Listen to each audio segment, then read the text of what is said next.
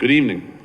This third regular meeting of the 74th term of the Baltimore City Council is now called to order.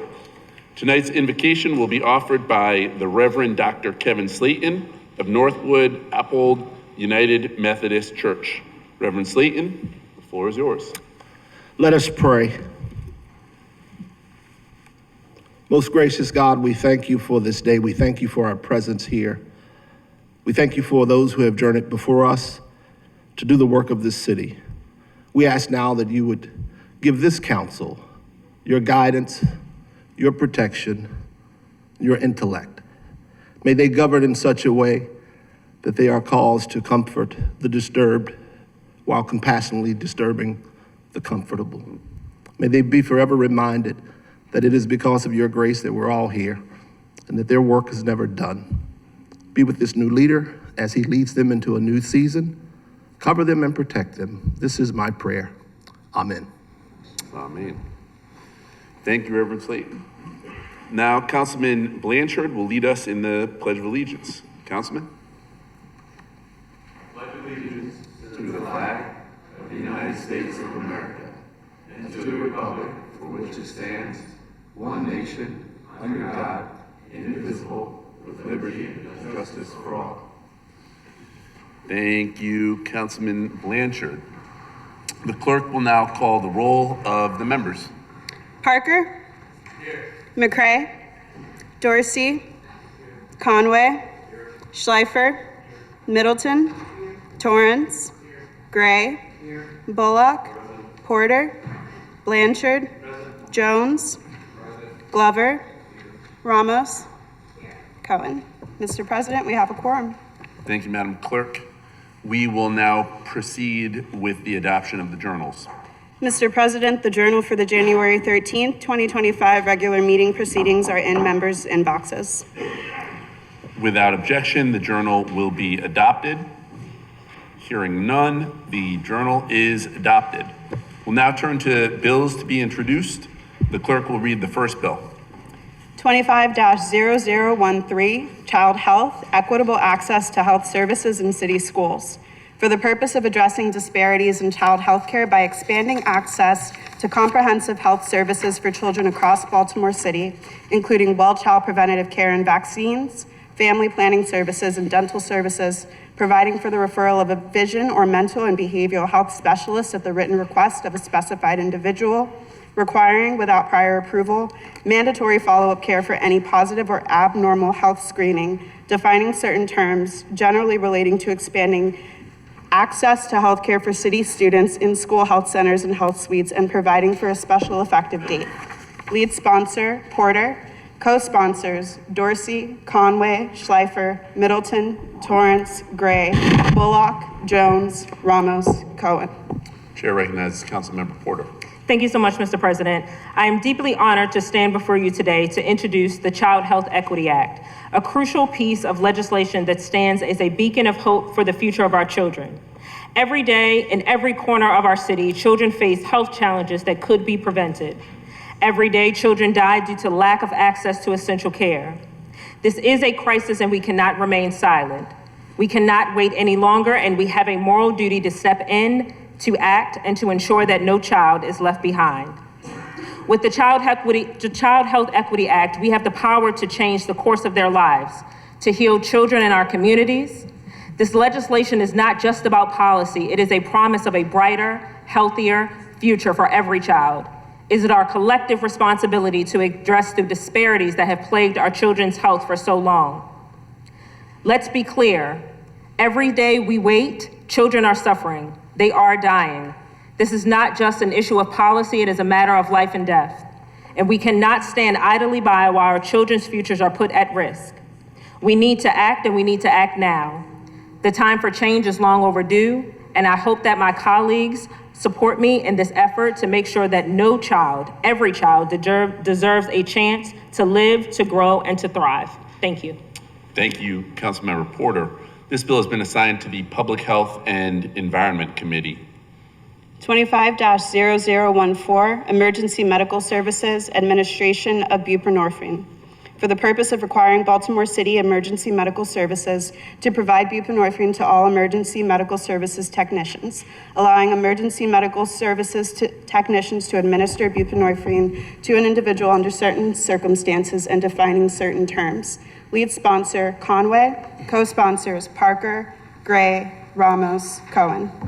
Councilman Conway, you have the floor. Thank you, Mr. President. This is a bill that's been a long time coming. It's an important bill that would train and equip our emergency responders, EMTs, and EMS folks to administer buprenorphine, which is a life-saving medication that helps folks deal with addiction and cravings from opioid addiction.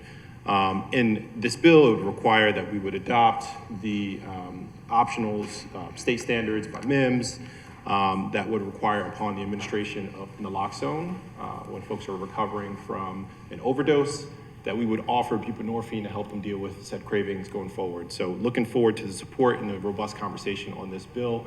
It's a best practice that folks are beginning to adopt all over the country, and hopefully we can be one of the first. Thank you, Mr. President. Thank you, Councilman Conway. This bill has been assigned to the Public Health and Environment Committee.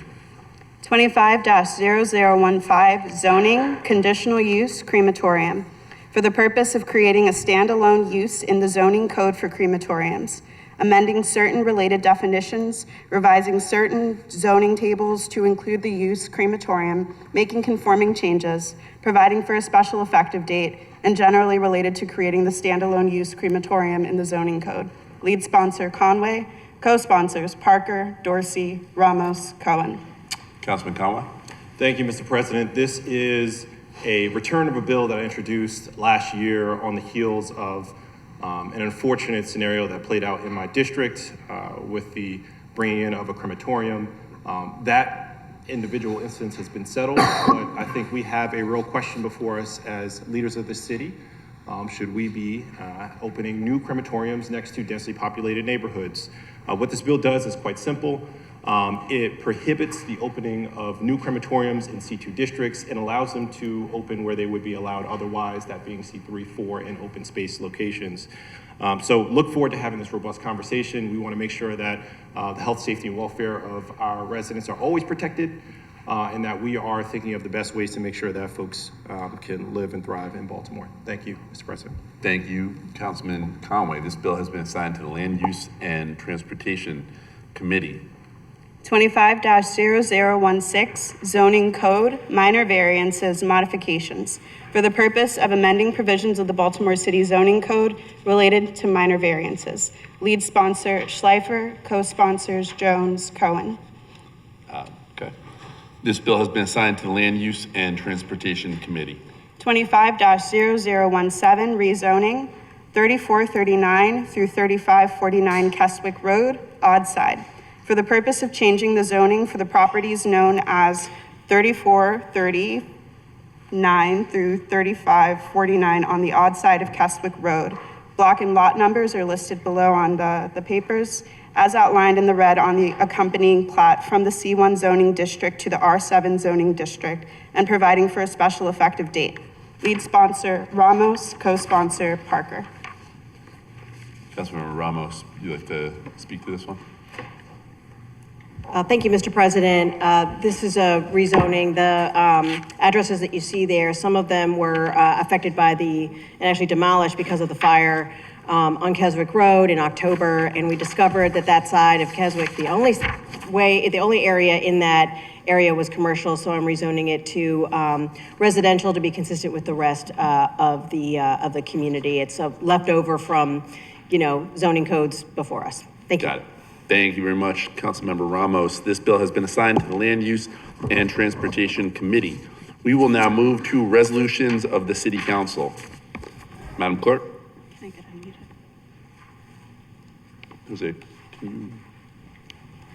City Council Resolution 25-0005R, informational hearing, availability of naloxone in public buildings, for the purpose of requiring the city administrator, commissioner of the Baltimore Health Department, and the director of the Department of General Services to appear before the City Council to present an assessment of the city's readiness to comply with the provisions of Chapter 764 of the Acts of the Maryland General Assembly of 2024, Emergency Services, Automated External Defibrillator and Naloxone Co-Location Initiative, requirements for public buildings, by updating its health and safety protocols for all city buildings.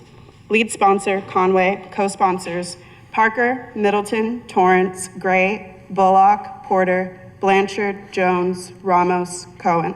Chair recognizes Councilman Conway. Thank you, Mr. President. This is another bill focused on the opioid epidemic in our city. And it comes on the heels of a bill that was passed last year in Annapolis, Senate Bill 1099, that would require that all public buildings hold naloxone in the same areas where we have AEDs. This bill is to figure out what we need to do to make sure that we actually comply with that state law going forward. Naloxone, as many of you may know, is a life-saving medication that can help folks recover from an overdose. It can save people's lives. We know that we have public buildings all over the city that could serve as repositories for this life-saving medication. So I want to make sure that we have that robust discussion and make sure we do what we can to ensure that we have naloxone available. Thank you, Mr. President. Thank you, Councilman. This bill has been assigned to the Public Health and Environment Committee. City Council Resolution 25-0006R, recognizing the service of Gerald Tony Roberts. For the purpose of recognizing Gerald Tony Roberts for his 39 cumulative years of distinguished service to the city of Baltimore. Lead sponsor, Cohen, co-sponsors, Parker, Middleton, Torrance, Gray, Bullock, Porter, Blanchard, Jones, Ramos. Tony Roberts has worked for the Department of Legislative Reference since 1986 and served in many roles, most recently as our city records manager. Tony has led the city archives through periods of great change and is an embodiment of the department's institutional memory. While Tony's knowledge of the city and its history, his professional demeanor, his modesty, and wonderful personality will sorely be missed, the City Council, on behalf of the citizens of Baltimore, sincerely congratulates him on his well-deserved retirement, extends its best wishes for his future second act in life, and thanks him for his years of service. Please give a big round of applause.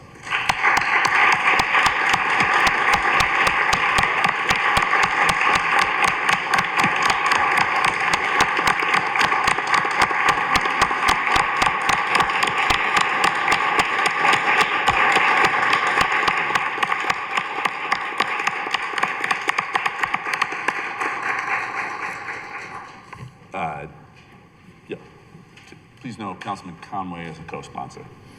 Vice President Middleton.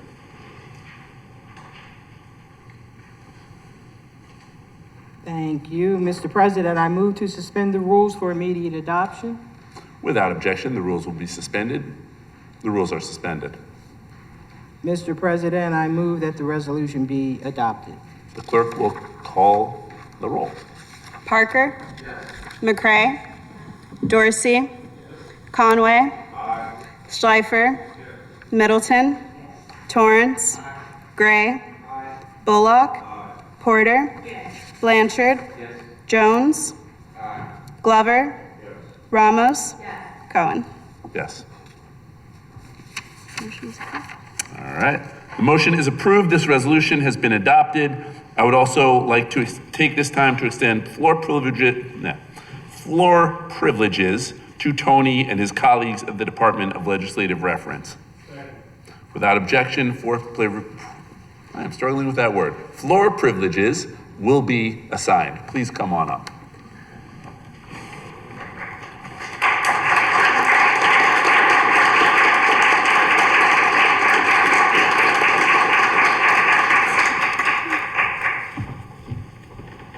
Tony, I want to thank you for your many years of service. We appreciate you and I want to present you with this resolution on behalf of the Baltimore City Council. Appreciate you. Thank you.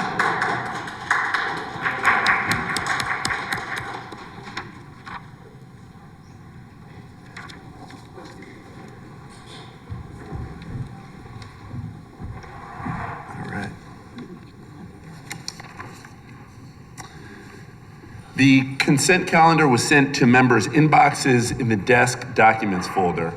Is there a motion to approve the consent calendar? All those in favor of approving the consent calendar say aye. Aye. Those opposed say nay. The motion carries and the consent calendar is approved. We will now move to committee assignments. Chairs, when you hear your committee, please proceed with your committee announcement. Budget and Appropriations, Chair McCray. No announcements. Education, Youth, and Older Adults, Chair Bullock. Housing and Economic Development, Chair Torrance. I know what I'm supposed to do. Mr. President, the Housing and Economic Development Committee will hold a hearing on Council Bill 25001 on February 25th at 4 p.m. This is the Department of Consumer Protection and Business Licensing. Thank you, Chair Torrance.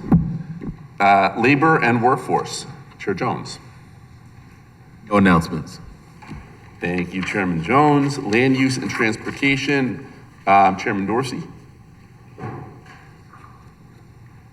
No new announcements, Mr. President. Just a reminder, the committee will hold an oversight hearing with the Department of Transportation on the subject of parking enforcement operations on Thursday, February 6th. Thank you, Chairman Dorsey, and congratulations on your first hearing. Legislative Investigations, Chairman Schleifer. President, Legislative Investigations Committee will hold two EAs this Thursday, January 30th. First one's 4:30 for EA 25-0001, Veronica Macbeth, Director of the Department of Transportation. And the second one at 4:45 for EA 25-002, and that is John Laria, Chair of the Planning Commission. Thank you. Thank you, Chairman Schleifer. Public Health and the Environment, Chair Porter. Much. The Public Health and Environment Committee would like to announce a hearing on Wednesday, February 26, 2025, for Bill number 25-0013, the Child Health Equitable Access to Healthcare Services in City Schools. Thank you, Thank Chair you. Porter. Public Safety, Chairman Conway. Thank you, Mr. President. I've got two announcements. So first, for legislative oversight for crime reduction and violence prevention, we're going to be meeting bi-monthly on the following dates. First will be February 4th. Second will be March 11th, then May 13th, then July 8th, September 23rd, and December 9th at noon. And then the committee will be doing oversight hearings quarterly for the Baltimore City Fire Department and Emergency Medical Services Operations. And the dates will be February 11th, May 6th, August 19th, and November 18th. Thank you, Chairman Conway. We now move to regular announcements. Councilmember Porter. I forgot one of the legislative announcements. Thank you so much, Trey, for reminding me. The committee will also like to hold a legislative oversight hearing centered on behavioral health on Wednesday, February 26th at 10 a.m. as well. Thank you. Thank you, Chair Porter. We now move to regular announcements. Members, please wait to be recognized to make any regular announcements.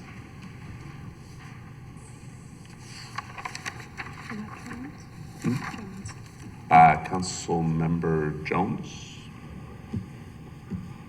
Thank you, Mr. President. First, I just want to make the announcement that on Saturday, February 1st at 12:30, the City Council will kick off its first district safety walk in the talented 12th District. I want to thank Council President Cohen and all my colleagues who have already confirmed their attendance and participation. This will be a great way for us to show up for one another, regardless of what district we're in. I hope to see you all there. We're going to start at 335 West 27th Street at 12:30 sharp.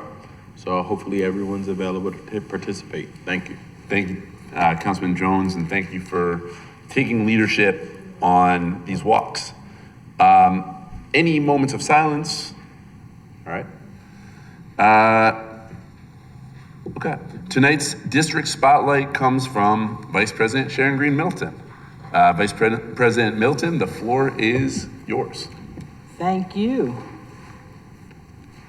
As I was thinking about what I wanted to go through in my district, I sat back and said, my God, I just finished up my 18th year, starting my 5th term, and I'm like, God, I could stand up here and talk for an hour of just the progress of, you know, what all of us are try to strive through for in our districts. And I'm just going to kind of just go through some key things, and a number of the things that I'm going to mention are things that are basically a consistent drive, and that's something you definitely keep in mind as you all are working in your districts. So my district really kind of starts at, I have a section of northern Baltimore that starts at Charles Street,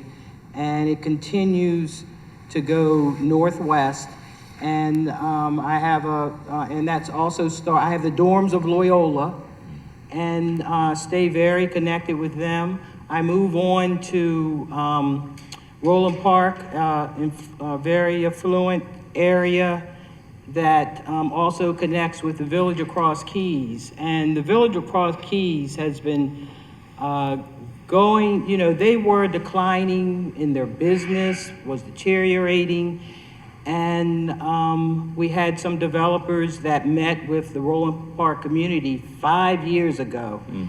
And just happy to see within those 5 years, the progression of, the start was with the business area. And you know, that's a gated, basically a gated private community. You know, Williams-Sonoma has been a strong force and still holding on, but if you haven't been to Almost Ice Cream, we have CC's now, we have Easy Like Sunday, there's a gourmet market. There is, that will open in March, a very high-class Japanese restaurant that's being built like 2 levels, and it's right in the center of that business area that they kind of opened up. And then Friday, we did the groundbreaking for an added 300-plus apartment complex that's going to be almost like a resort. I mean, it's, the tennis courts were, you know, really non-existent, so that's where this new high-rise is coming up, and that should be ready in 2027. And then if you move along, continually going northwest, you will, one of my hot jewels in the 6th District is the Silburn Arboretum. And of course, the Vollmer Center is there. They have a brand new birds, basically a bird museum. And it's connected with the Baltimore City school system, so they bus students into this place. So if you haven't visited that campus in the spring, summer, it's beautiful. They have, a person can get their gardener certification there. And then my main business in the 6th District is LifeBridge Sinai Hospital, which is continually growing. They're right now working on the building of their cancer center.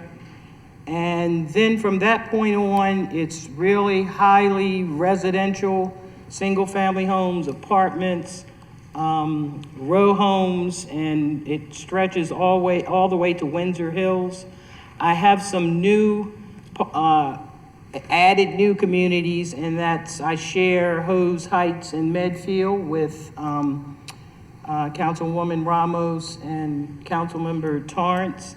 And then I also have a section of Howard Park that I share with Yitzi Slifer in the 5th District.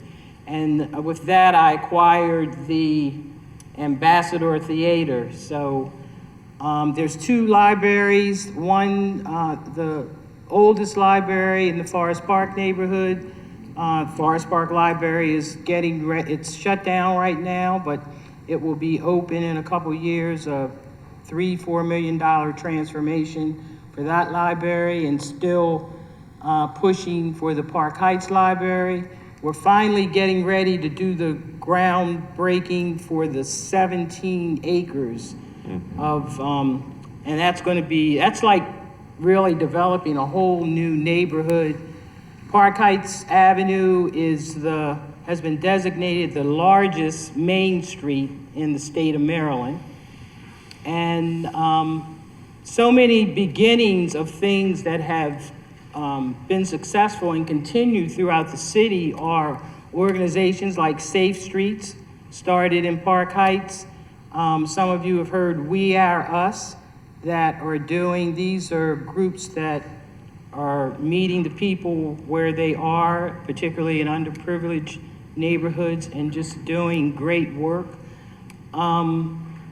Because of my apprenticeship push, Park Heights Renaissance, which are the leads, they have a building in Park Heights that they acquired and for a clean and green team, and they're doing like a pre-apprenticeship to help train people to connect with jobs in the city. They applied for that Governor Moore's Enough program and initiative, and I think that's a wonderful program that's really going to get to the root and give resources out, not just in Park Heights, but throughout the whole city. I'm sure there's some other neighborhoods in Baltimore that has received that as well. But things are just, it's to me, what I see in my district progressing, I'm sure all of us have those spaces and things like that that I'm looking forward to hear about as we move on. So thank you, Mr. President, for giving me an opportunity just to kind of start off with just a showcase of a number of things that are still in the making. And I'd be remiss if I didn't add the rec centers and so on that have been so dilapidated and are being redone. We know our mayor is from that neighborhood as well, of Park Heights, so we have that C.C. Jackson. Really, it's going to be like a complex because it does have the rec center and all. We have Tawanda Rec Center that was closed for a while, but they had a renovation, and now they're going to have an aquatic center that's going to be right next to it.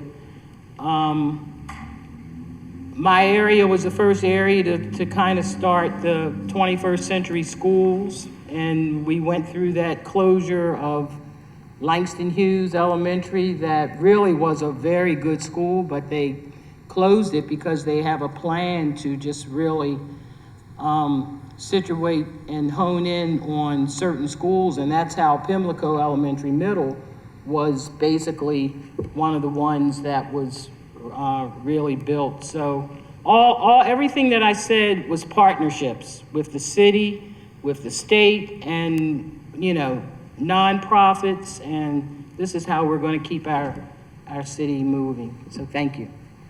Thank you, Madam Vice President. And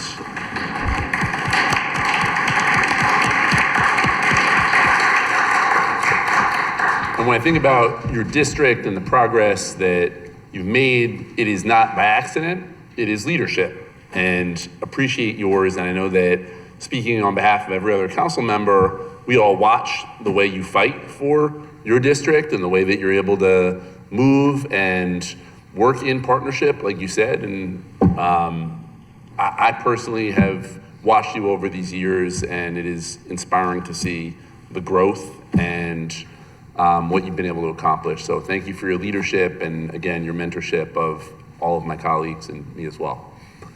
All right, the next regular meeting of the Baltimore City Council will be held on Monday, February 10th, 2025 at 5 p.m. There being no further business, this concludes the third regular meeting of the 74th term of the Baltimore City Council.